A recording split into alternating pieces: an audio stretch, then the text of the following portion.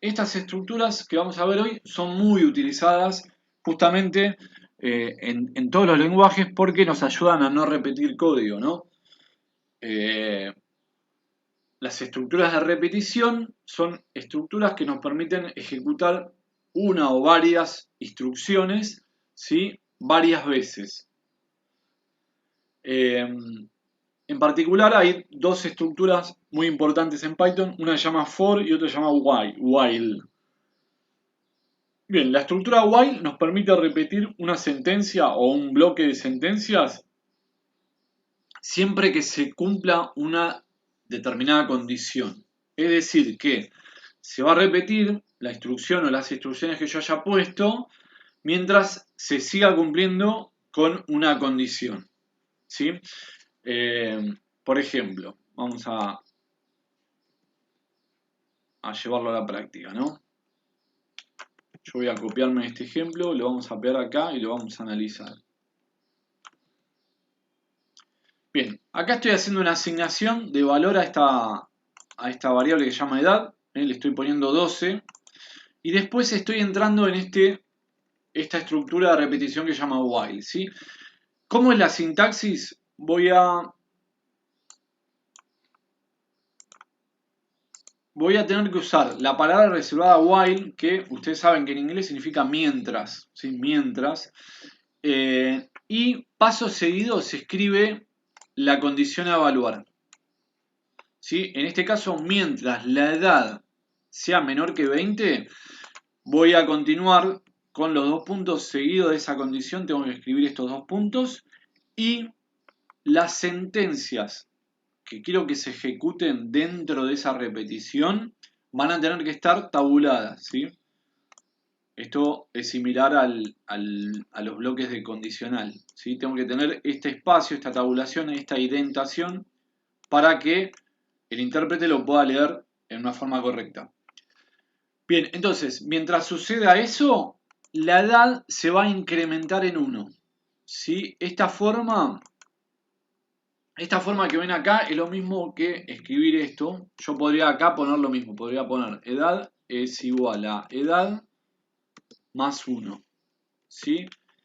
Escribir esto o escribir esto es lo mismo. O sea, hace lo mismo. Incrementa en 1 el valor de la variable edad. Y por último, imprime la edad. ¿Sí? Así que si nosotros ahora lo guardamos y lo ejecutamos, vamos a ver la salida que tiene nuestro programa. Voy a poner un poquitito más grande. Ahí.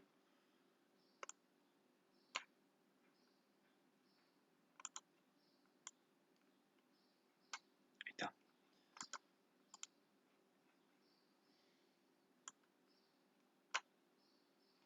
Bien, voy a ejecutarlo y vamos a ver que se imprimen ahí todas las edades, ¿sí?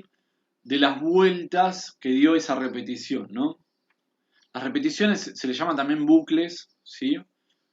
Eh, o loops. En algún lado pueden ser que lo vean así, pero bueno, en definitiva son instrucciones que se van repitiendo, en este caso del while, siempre que se siga cumpliendo una condición. En un momento, como estamos incrementando en 1 acá la edad, llega un momento que, lógicamente, se incrementa a 12, en la primera vuelta suma a 13, primero suma y después imprime, por eso no se imprime el 12. 13, 14, hasta que llega al 20. En un momento la edad se incrementa en 1, del 19 pasa al 20, se imprime el 20, evalúa nuevamente en la repetición el valor de edad y en un momento vale 20. 20 no es menor que 20. Entonces en ese momento sale del bucle. ¿Sí? Así que de esa forma funcionan los ciclos de repetición, en este caso el while. ¿Sí? Y hay dos condicionantes o dos modificadores que podemos dar. Una se llama break, ¿sí? Y sirve para salir del bucle o salir de la repetición, el break. Y el continue, que lo que hace es saltar a la próxima iteración, digamos, saltear a la próxima vuelta. Miren, vamos a hacer esto. Por ejemplo, vamos a evaluar acá, vamos a evaluar así. Vamos a poner if edad es igual que 15. Vamos a poner break. ¿Sí? Entonces, vamos a ver que va a llegar hasta la impresión del 15 y va a evaluar en esa vuelta, en donde la edad vale 15, va a evaluar esto, que hay que ponerlo con doble igual. Y como la edad va a valer 15, en ese momento va a salir de la estructura de repetición. Con lo cual, todas estas edades no se van a imprimir porque va a salir del bucle. Porque estamos ejecutando la palabra reservada break. Entonces, si guardamos y vamos a volver a ver acá cómo se imprime la salida de nuestro programa. Bueno, vemos 13, vemos 14, que son las impresiones. Cuando le incrementamos 1, vale 15. Y como evalúa que la edad es igual que 15, sale. Como sale antes de la impresión, el 15 no se imprime. ¿Está bien? Así que esta es una modificación que le podemos agregar a nuestra repetición while. Y recién les comentaba que había otra, ¿sí? Que se llamaba continue. ¿Qué hace continue? Salta a la próxima vuelta, ¿sí? No se va del bucle. Es como que pega un salto y no ejecuta lo que yo no quiero que ejecute en una determinada condición. Por ejemplo, si la edad vale 15, vamos a hacer una cosa. En vez de break, vamos a poner continue.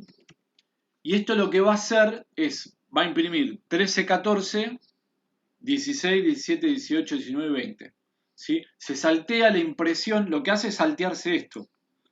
¿Por qué? Porque cuando lee el continue, salta directamente a evaluar la próxima vuelta.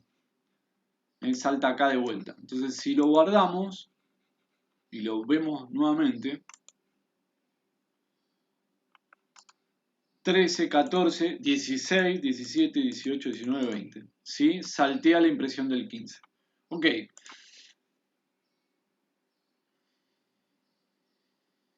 Bien. Hay otra gran estructura de repetición que tiene Python en su sintaxis, se llama for. ¿Sí? Lo que nos permite hacer es iterar o recorrer estructuras que sean iterables. ¿Sí? Por ejemplo, los strings, si recuerdan, están formados por índices. ¿Sí? Cada letra o cada carácter dentro del string tenía una posición, tenía un índice, tenía un número. ¿Sí? Esa estructura es iterable, yo la puedo recorrer, o sea, puedo recorrer todos los índices.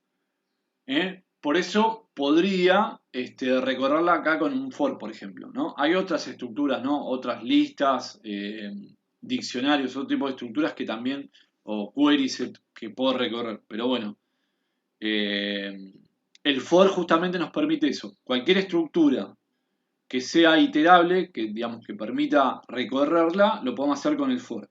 Entonces vamos a poner este ejemplo donde tenemos un string y lo recorremos. Entonces vamos a guardar acá, voy a borrar esto, voy a cambiar esto porque ya sé que va a haber error, las comillas son las que están derechas. Y vamos a ejecutar el programa, vamos a ver qué sucede. Sucede un error, a ver, una indentación. Vamos a ver qué hay acá. Ah, no borré esto. Ahí está. Ahí estamos. Guardamos, corremos.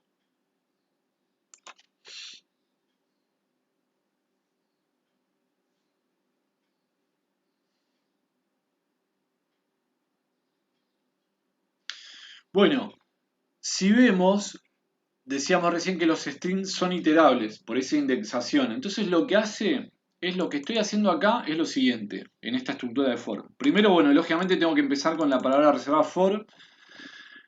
Y el for siempre lleva lin. ¿Sí? Y ahora voy a explicar esto bien.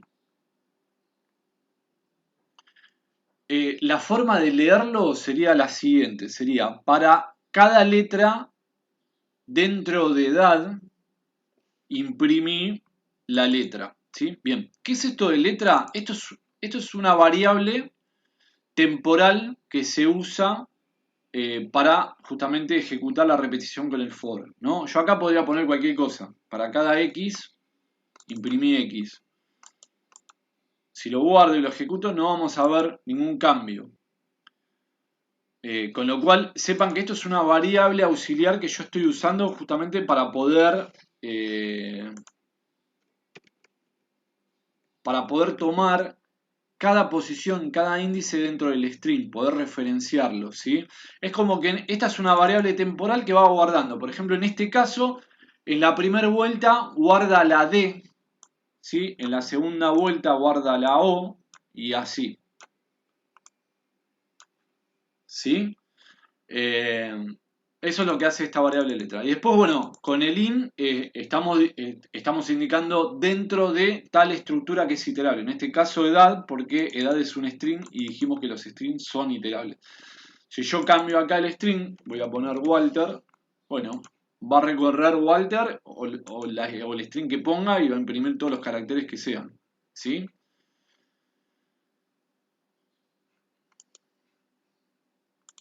Bien. Bueno, hay una función que se llama range que nos va a devolver una secuencia de números, ¿sí? Como un rango de números, empezando desde el 0 hasta el número que le indiquemos, sumando de a 1. Bien. Justamente, al crearse esa secuencia, ese rango de números, también lo puedo iterar, puedo dar vueltas sobre eso. Entonces, fíjense, acá en el ejemplo trabajamos con el for, pero en este caso ese elemento iterable va a ser la devolución de esta función range. Así que vamos a copiarlo y vamos a ver cómo funciona un poquito en la consola. Yo lo voy a copiar. Vamos a guardar. Bien, voy a ejecutar.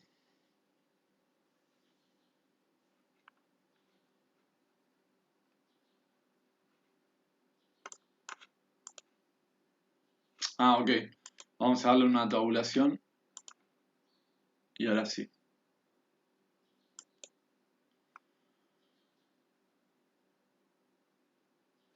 Bien, esto. El copy-paste no nos ayuda acá. Miren, lo voy a modificar con la versión Mari porque me gustó. Así que vamos a poner coma. Vamos a poner coma. Ahí está. Bueno, vamos a correrlo de vuelta y vamos a ver qué sucede. Bueno, imprimió 10 oraciones, ¿sí? Justamente estas 10 oraciones que se forman acá abajo en el print, ¿sí? Y acá sucede lo mismo. Fíjense que hay una variable auxiliar, que es la que viene después del for, ¿sí? Recuerden, acá le pueden poner el nombre que ustedes quieran. Siempre la idea es ponerle un nombre, digamos, que sea representativo, que sea legible, ¿no? Si le pongo for sasasasa, digamos, no, como que está bien, no, la estructura va a funcionar igual, pero va a ser poco legible. Entonces la idea es siempre poner un nombre a esa variable auxiliar que nos permita leer rápidamente qué es lo que está haciendo la repetición esa. Entonces, lo único que varía acá es el tema del range, ¿sí? Y acá, les repito, es un rango de números que se crea, que va desde el 0 hasta el número que yo le puse. En este caso, como le puse 10, va del 0 al 9. Si queremos que sea de 5 números, pondría 5, ¿no? Lo guardo, lo ejecutamos y nos encontramos con 5 vueltas. Bien, hay otras estructuras de datos, ¿sí? Donde yo puedo almacenar datos. Hay varias. Hay una que se llama listas, ¿sí? Las listas son muy similares a los strings, ¿sí? Es una estructura también que es iterable, digamos, yo puedo recorrer los elementos de una lista y la sintaxis es la siguiente, yo nombro como una variable y le voy a asignar entre corchetes los elementos a mi lista. Sí, vamos a ver acá el tema de este ejemplo para que vean cómo definimos una lista y le asignamos elementos. Bien, acá ya sabemos que tenemos que reemplazar esto. Si en este caso tengo una lista de frutas, tengo 3 frutas en mi lista, lo vamos a guardar y fíjense que como las listas son iterables, acá las estoy recorriendo con un for. ¿Sí? Esto va a imprimir pera, manzana, melón. Bien, ¿qué más podemos hacer con las listas? Podemos agregar un elemento. Supongamos que acá quiero agregar una fruta a mi lista, entonces podría poner frutas.append, ¿sí? Y entre paréntesis le voy a dar el nuevo elemento, en este caso vamos a poner sandía. ¿Sí? El append es un método, así que se pone al final seguido de la variable que es una lista, en este caso frutas. Así que si yo ahora hago esto mismo, vamos a hacer esto y vamos a poner acá antes print después de agregar. Sandía no va con Z, ¿no? Se nota que no soy de práctica de lenguaje, ahí está. Ahí. Ahora me entró la duda. ¿Sandía? No, sandía va con esa. Bien, entonces fíjense, ahora vamos a ejecutar y vamos a ver qué pasa. La primera impresión vamos a obtener lo mismo, pera, manzana, melón. Pero la segunda, fíjense, después de agregar sandía, nos imprime la lista de vuelta y obviamente tiene el nuevo elemento que es la sandía. Bien, entonces para agregar elementos, puedo agregarlos con el método append. Bien, el append lo que hace es agregar al final de la lista el elemento nuevo. ¿Sí? Hay otro que se llama insert, que lo que va a hacer es me va a agregar el elemento pero en el índice que yo quiero, en la posición en la lista que yo quiera. Supongamos, quiero agregar entre pera y manzana, quiero agregar melón. Entonces vamos a hacer lo siguiente, miren.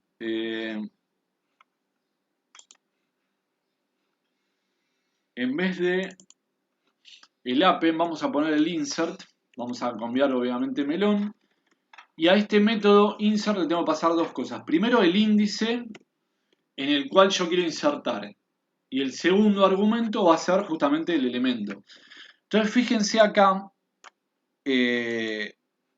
las posiciones dentro de la lista, los índices, funcionan igual que los strings, empieza con 0. 0 para la pera, 1 para la manzana, 2 para el melón. Si yo le pongo el 1, acá lo que va a hacer me lo va a insertar acá, ¿no? Va a correr para atrás manzana y va a correr para atrás melón, y acá va a aparecer justamente... no, a melón ya lo tenía, ¿no? No, le vamos a poner pera acá. No sé qué dice. No, pera ya lo tengo. A ver, banana. Ahí está.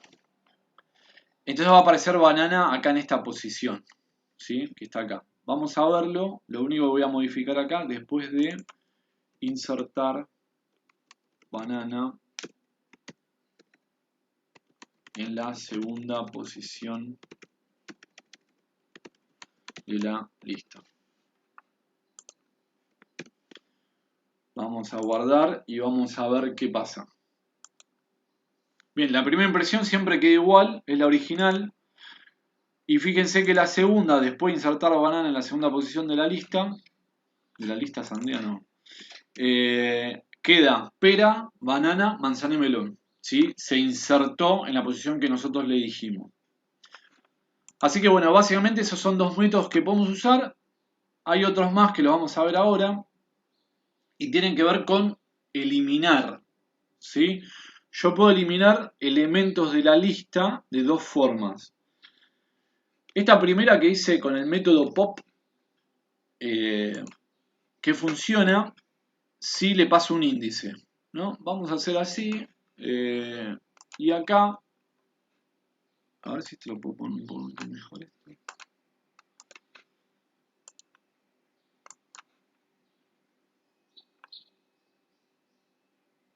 Voy a borrar esto. ¿Ok? Vamos a poner acá lo siguiente. Vamos a poner frutas.pop y le tengo que pasar, entre paréntesis, la posición que el índice del elemento que quiero borrar. Vamos a borrar la manzana, así que le voy a poner pop1. ¿Sí? Si yo guardo, vamos a poner acá abajo para que se vea.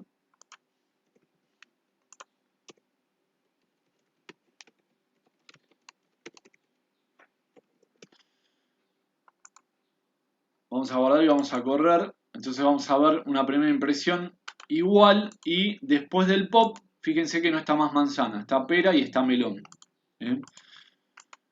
Así que de esa manera podemos eliminar. Y la otra forma de eliminar es con el método remove. ¿Sí? Remove, en vez de pasarle el argumento del índice, le tengo que pasar el argumento del valor. ¿Sí? El valor del elemento. Entonces, si yo pongo remove, en vez de manzana, le vamos a poner así. Vamos a poner remove y le ponemos pera, por ejemplo. ¿Sí? Entonces, después del remove. Voy a guardar y vamos a ver qué sucede. Tendría que imprimirse en última instancia manzana y melón, ¿sí? Porque pera lo boleteamos. Así que vamos a correrlo. Bien, después del remove, perdón, manzana y melón. Bien, así que pera lo eliminamos. Bueno, seguimos. Bien, otra estructura de datos, ¿no? También podemos almacenar datos en diccionarios, ¿sí? Justamente se guardan los datos en un conjunto de clave y valor, ¿sí? Podríamos utilizarlo, por ejemplo, para escribir un diccionario de palabras reservadas de Python, ¿sí? Ahora les voy a mostrar el ejemplo. La idea es que un diccionario, el diccionario el común, el que yo usaba cuando era chico, el de papel, ¿no? El libro del diccionario, está guardada justamente como un diccionario, ¿no? Que tiene una clave que en el caso del diccionario nuestro, que explica el significado de las palabras, la clave es la palabra, ¿no? Yo busco por, no sé, la palabra, no sé, maleante, no sé si existe, y busco el significado. El significado sería el valor y la clave sería la palabra, ¿sí? Podemos hacer esa analogía con nuestra vida cotidiana, ¿no? Entonces, ¿cómo funciona un diccionario? Lo definimos con las llaves, ¿sí? Para definir un diccionario es tan sencillo como hacer lo siguiente. Vamos a poner acá, vamos a poner, ¿cómo le llamamos acá? Python-dic, ¿sí? Es igual a, y bueno, ahora le tengo que encontrar el... No, esto me lo voy a copiar porque no lo vamos a encontrar más. Ahí está, lo copio y ahí está. Ahí lo tenemos, ¿sí? Esto que hice acá fue definir un diccionario y digamos, lo definí nada más. No le asigné ningún elemento. Está vacío. Pero si vemos, si nosotros hacemos acá print type, ¿sí? Recuerden que la función type me imprimía el tipo de datos que contiene la variable o el tipo de variable, ¿no? Entonces pongo Python-dic. Vamos a guardarlo y vamos a ejecutar. Vamos a ver qué es lo que se está imprimiendo. Bien, dice class dict. Fíjense que ya es un diccionario. Está vacío, pero es un diccionario. Bien, ¿cómo asignamos valores? Bueno, justamente recuerden que es una dupla siempre de clave y valor. Clave y valor. Entonces, vamos a poner ahora algunos valores. Entonces, voy a volver a copiar, voy a pegar esto acá abajo. Esto lo voy a borrar. Y le vamos a asignar algún valor. Vamos a poner, por ejemplo, entre comillas, la clave, vamos a poner for, dos puntos, y en este caso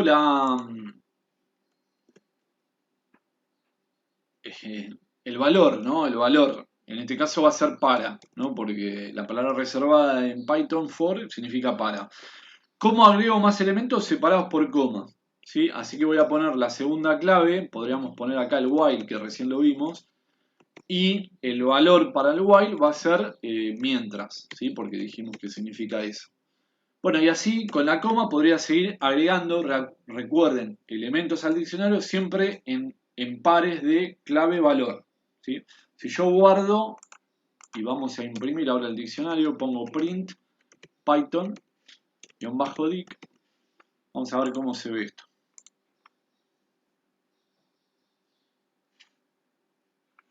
Bien, bueno, ahí imprimió, fíjense, el diccionario con todos sus elementos.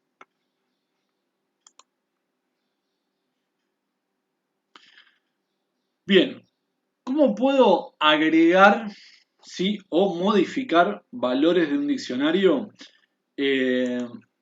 Lo voy a hacer a partir de la clave, ¿no? Por ejemplo, si yo acá quiero modificar el valor, por ejemplo, para la clave for, vamos a poner así, vamos a poner, tengo que poner lo siguiente, el nombre del diccionario, PythonDic, lo voy a poner acá arriba, PythonDic, y entre corchetes ahora, lo voy a copiar, porque no lo vamos a encontrar más.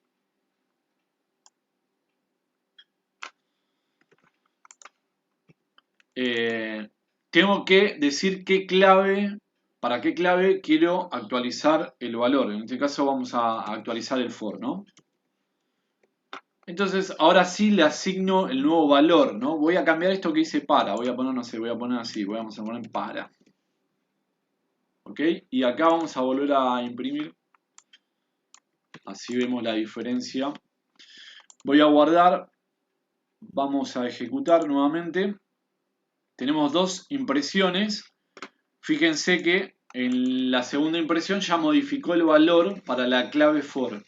¿Sí? Entonces accedemos con la clave y modificamos lo que quisiéramos. Bien, dijimos que también sirve para agregar elementos. Es decir, si yo pongo el diccionario y pongo una clave que no exista, por ejemplo, vamos a poner otra. Vamos a poner lo que estaba recién, que es el método remove. ¿Sí? Ponemos remove y acá ponemos eliminar. Vamos a poner. ¿Sí? Vamos a hacer así, eliminar por valor. Si yo ahora lo guardo, vamos a volver a ejecutar y vamos a ver un cambio, sí, en la segunda impresión del diccionario. ¿Por qué? Porque insertamos un nuevo elemento al diccionario, ¿sí? Un nuevo elemento par, clave y valor, ¿sí? Fíjense que aparece el remove. Bien, ahora acá quiero que forcemos algún error. Fíjense qué pasa si yo acá voy a insertar un elemento, le voy a poner como clave for y le voy a poner otro valor. ¿Sí?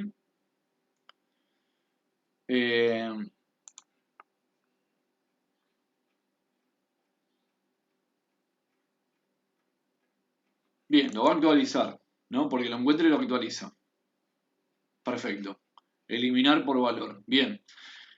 Vamos a dejar como estaba esto. A ver si lo puedo sacar. No. Ahí está. Vamos a dejarlo así que tiene sentido. Bien, ¿cómo eliminamos elementos? Tenemos que usar la función del, ¿sí? Lo que voy a hacer es lo siguiente. Vamos a poner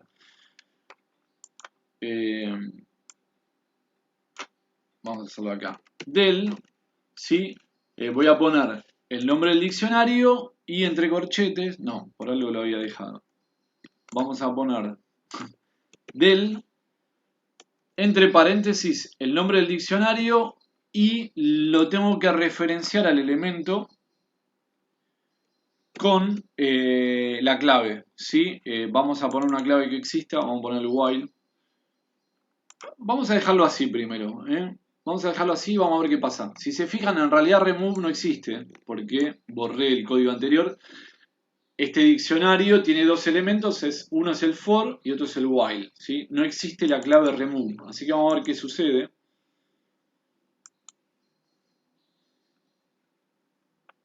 Bien, y hay un error, ¿sí? Fíjense que dice hay un error en la clave. Claro, porque no existe en el diccionario un elemento cuya clave sea remove. ¿Eh?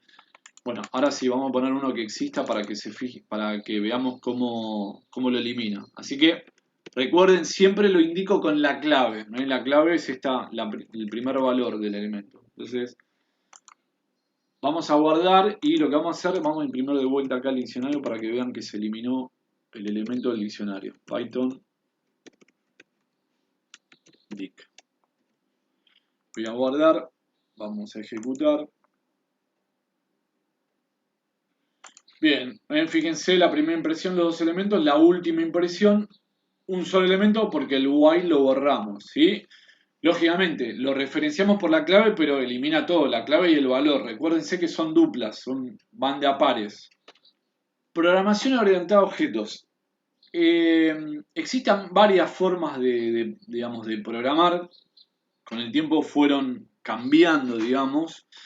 Existe una forma, un paradigma de procedimental, ¿sí? Trabajar con procedimientos, etcétera. Y también existe esta que es una programación orientada a objetos. Python es un lenguaje que tiene la capacidad de, digamos, brindar esa posibilidad de trabajar con el paradigma de programación orientada a objetos, ¿sí? ¿En qué consiste? Bueno, es una forma de estructurar el código, ¿sí? Permite representar objetos de la vida, ¿sí? Reales o abstractos en el código, ¿sí? En la programación orientada a objetos existen lo que llaman clases, ¿sí? Las clases son como si fuesen moldes que nos permiten representar atributos y la funcionalidad de un objeto, ¿sí? Un método. Vamos a verlo en ejemplos, así se ve mejor. ¿Está bien? Eh, por ejemplo, acá, en este ejemplo, lo que hacemos, voy a ir copiando el código, es definir una clase que se llame estudiante. ¿eh? Acá en estas dos líneas de código lo único que hago es definir una clase, se llama estudiante, y bueno, con el pass lo que hago es como, digamos, que sea válida esa estructura, pero no pongo nada, ¿está bien? No defino nada dentro de la clase estudiante. Entonces lo que sí voy a hacer acá, vamos a imprimir el tipo de estudiante para que veamos que realmente estamos definiendo una clase. Class type. ¿Sí?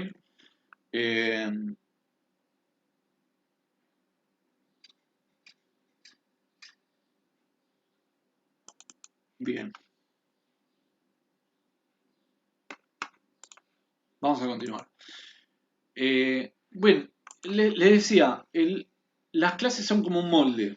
¿Vieron como los moldes de los de arena, por ejemplo? Que nosotros, hay un molde, ponemos la arena, lo damos vuelta y creamos un objeto con ese molde, ¿no? Por ejemplo, un autito. Ponemos arena en el molde, lo damos vuelta, queda un autito.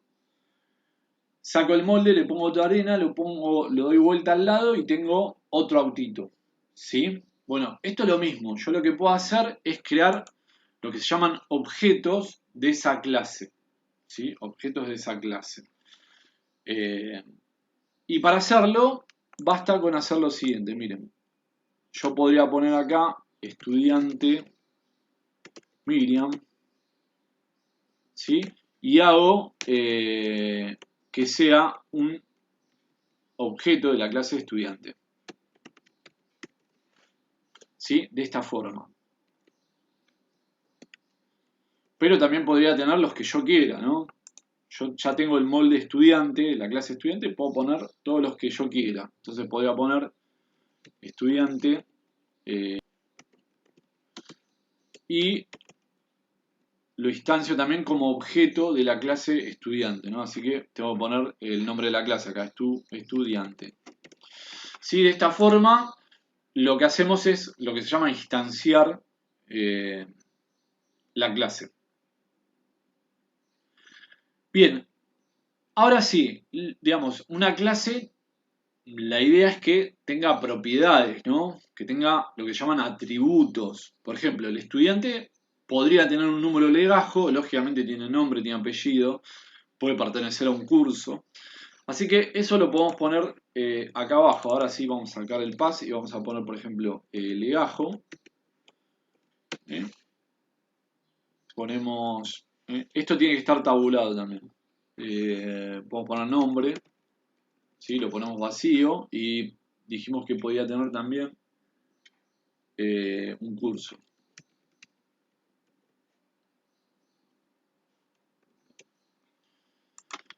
Si yo lo guardo no vamos a ver nada en pantalla, ¿no?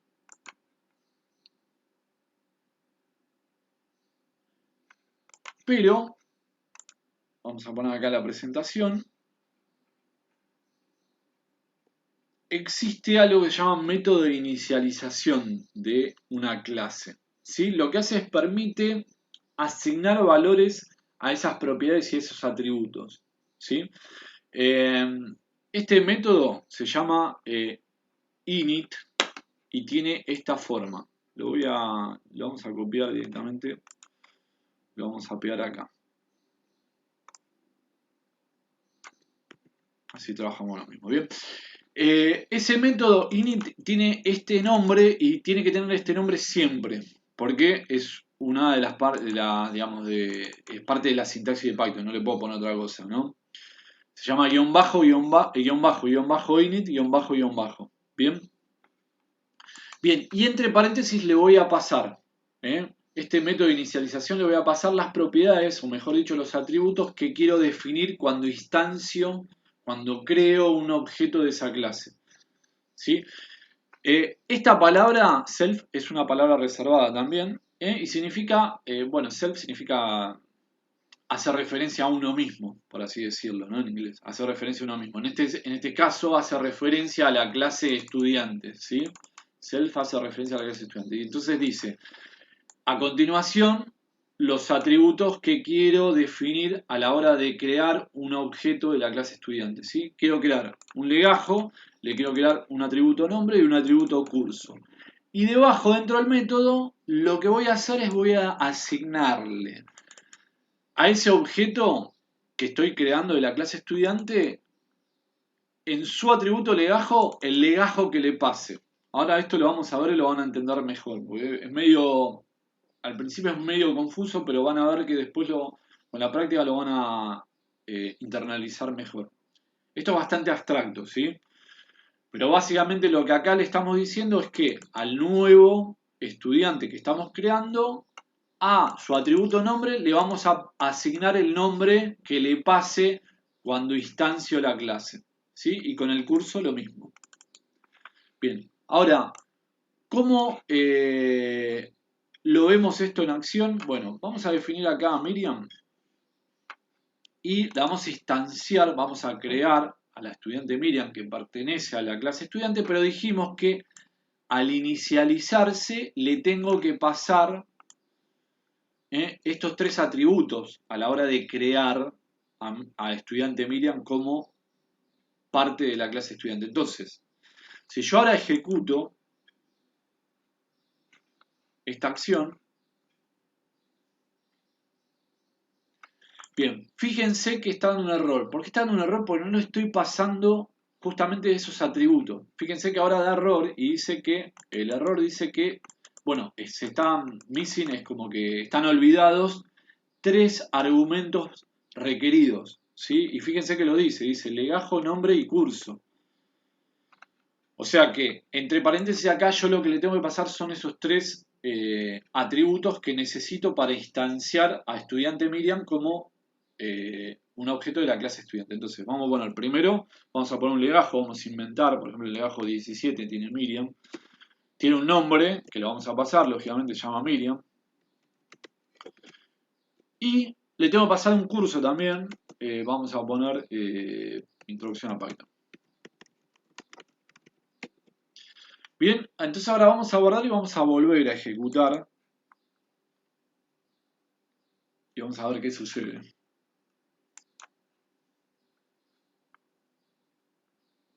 Bien, fíjense, no pasó nada, pero no dio error. O sea, yo creé acá a la estudiante Miriam y, digamos, la definí como un objeto estudiante. Entonces, si ahora hago, por ejemplo, print type estudiante Miriam, vamos a ver, ahora sí se imprime en la pantalla. Bien, y fíjense que ahora sí, define como que es una clase y la clase es estudiante. Fíjense que lo está diciendo acá en la consola. Bien, bueno, así que de esa manera nosotros instanciamos un objeto, pero a través del método de inicialización ya le decimos que los atributos que va a tener ese objeto. Bien, vamos a seguir un poquito acá. Bueno, ¿cómo podría ver, por ejemplo, acá, si yo en algún momento del programa quiero ver el curso de la estudiante Miriam? Bueno, podría hacerlo de esta forma. ¿Eh? Punto, estudiante Miriam punto curso. ¿Sí? Así que vamos a guardar y vamos a ver qué obtenemos con este print. Bien, fíjense, introducción a Python. Obtengo justamente el valor de ese atributo. Como que queda guardado en la memoria. Bien, si yo acá pongo, bueno, lógicamente, legajo, se va a imprimir el 17 y así.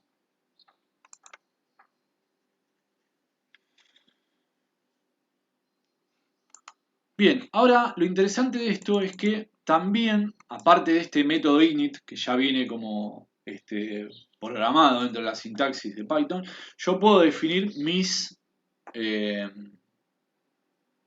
mis propios métodos, ¿no? Por ejemplo, yo podría poner acá dentro de cuando defino la clase estudiante, puedo poner otro método. Los métodos se ponen siempre con esta palabra reservada que se llama def, ¿sí? Así los puedo escribir. Entonces vamos a poner def imprimir legajo, ¿sí? Y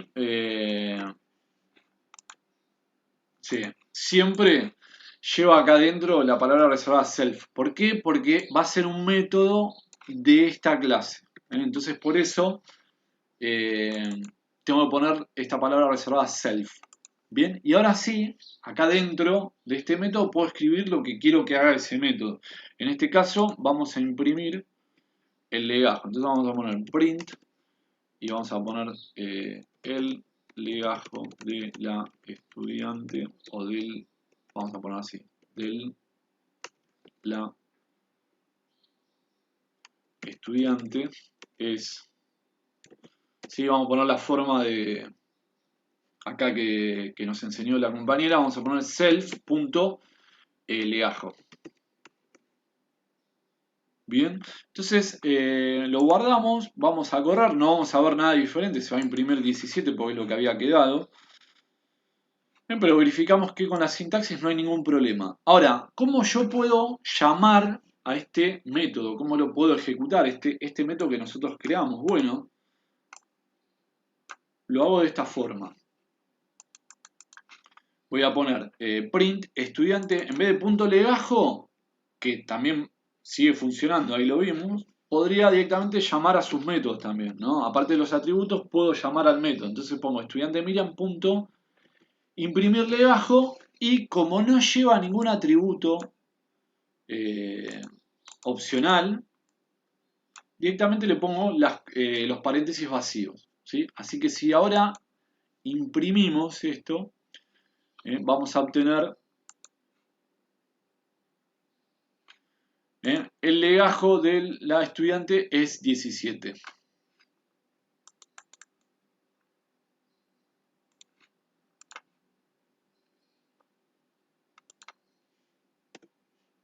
Bien.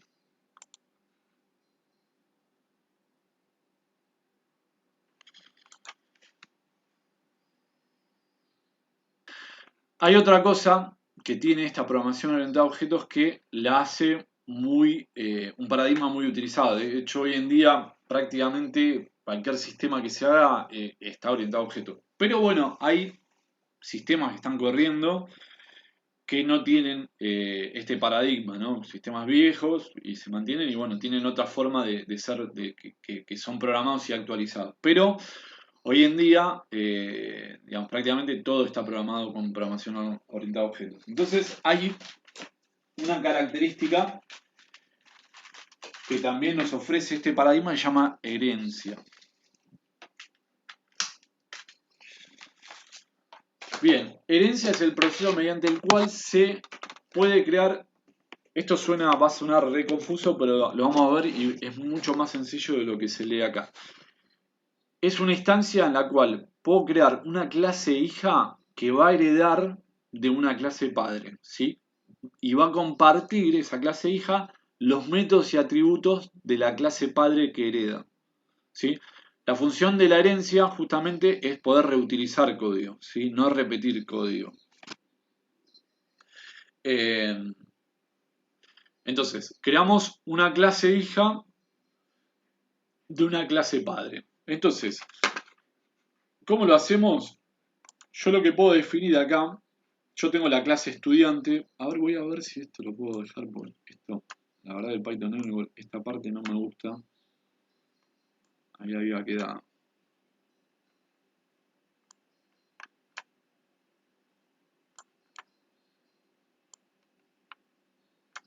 Ahí está. Vamos a hacer lo siguiente. Si nosotros acá ponemos otra, esto lo voy a borrar. Tenemos nuestra clase estudiante. Yo voy a definir otra clase acá. Voy a poner class, que es la palabra reservada que tengo que usar, y voy a poner estudiante punto digital. ¿Sí? Y para hacer una herencia, entre paréntesis, le tengo que poner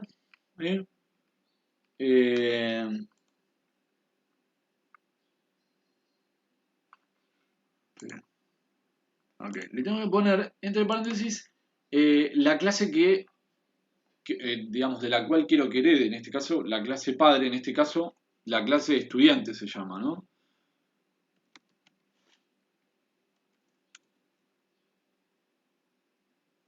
Paz.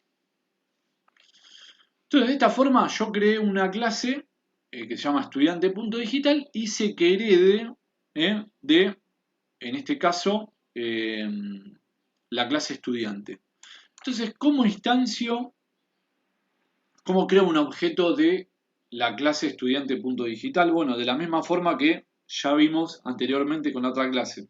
Tengo que poner, por ejemplo, vamos a poner Mari es igual, ¿sí? Con esto estoy instanciando al objeto Mari como estudiante.digital. ¿Sí? Bueno, si yo hago esto, nos va a dar un error. Vamos a guardar.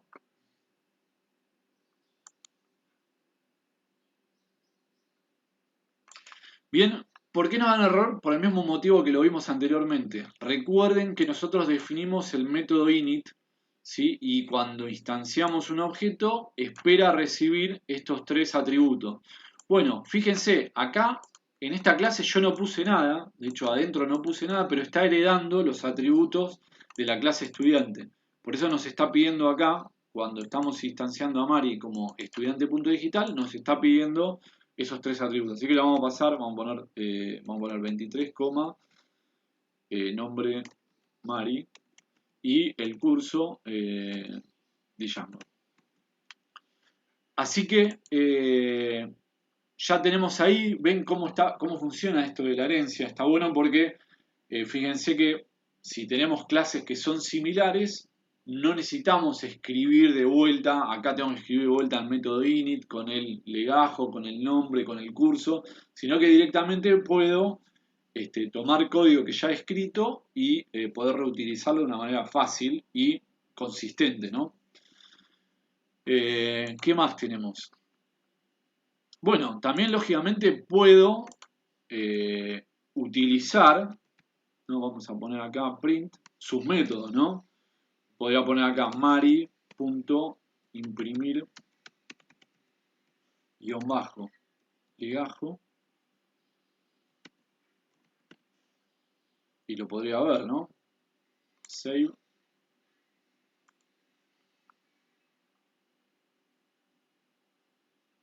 A ver.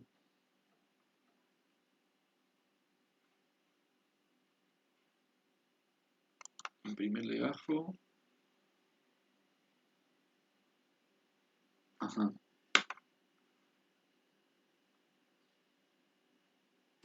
El imprimir de arriba no tiene la I, me parece. El tuyo, ¿ves que dice no tiene la I. Ah, Es, sí, gracias. No, me iba a estar acá. Muy, muy bien, mira. No, no iba a estar acá toda la vida. Gracias. Ahora vamos a volver a correrlos. Exacto. 23, ¿ven? Es el legajo de Mari. Bueno, puedo reutilizar no solamente atributos, sino vimos también los métodos. Seguimos. Bueno, ya está, llegamos al final. Tengo 3 ejercicios para dejarle. Si quieren practicar, bienvenidos. Si tienen alguna duda, me la pueden consultar en Classroom. Saben que lo contesto, así que no hay problema. O me pueden chatear o mandar un mail, lo que quieran. Y lo vemos por más que ya hayamos, digamos, como concluido estos 4 encuentros de introducción a Python. Bueno, eh, primero leo los ejercicios como para que ya lo vayan pensando, si gustan. Dicen, escribir un programa que pida al usuario un número entero positivo y muestre por pantalla la cuenta atrás de ese número hasta cero separado por comas. Por ejemplo, ingreso el 7, ¿sí? Y si ingreso el 7 al programa, inmediatamente después, tiene que mostrar en pantalla 7, 6, 5, 4, 3, 2, 1, 0. Y todos esos números separados por una coma. Bien, ejercicio número 6. Hacer un programa donde nos permite ingresar infinitamente un número. Y que para cuando el usuario ingrese el número 6, perdón, y que pare cuando el usuario ingrese el número 6 e imprima la palabra bingo. Bien, o sea, es un programa que se ejecuta y permite al usuario ingresar números. Por ejemplo, 23, 17, 5, 4, 6. Cuando ingresa al 6, tiene que parar el programa y terminar imprimiendo la palabra bingo. Después, el último dice, escribir un programa que pida al usuario que ingrese 5 bandas favoritas. Y luego imprima el nombre de la banda que más caracteres tiene en su nombre.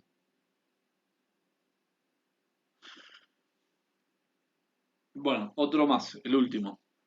Escribir un programa que muestre el eco de todo lo que el usuario introduzca hasta que el usuario escriba salir. Bien, y ahí terminará el programa. O sea, empieza el programa, escribo hola, imprime hola, escribo 6, imprime 6, escribo 35, escribe 35, escribo empezar, escribe empezar el programa, escribo salir y ahí termina el programa.